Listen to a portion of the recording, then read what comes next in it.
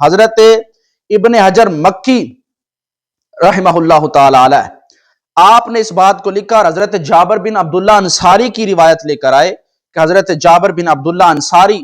رضی اللہ تعالیٰ عنہ سے روایت ہے کہ میرے رسول کریم صلی اللہ تعالیٰ علیہ وآلہ وسلم نے ارشاد فرمایا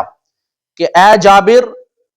آپ نے حضرت جابر کو اس وقت ارشاد فرمایا کہ جب حضرت امام حسین علیہ السلام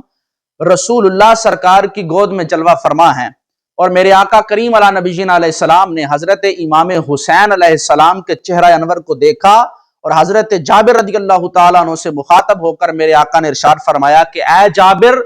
اللہ میرے اس بیٹے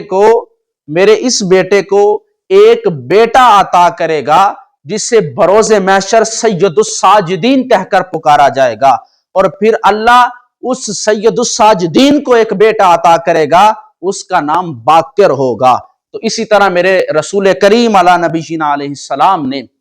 اس بات کا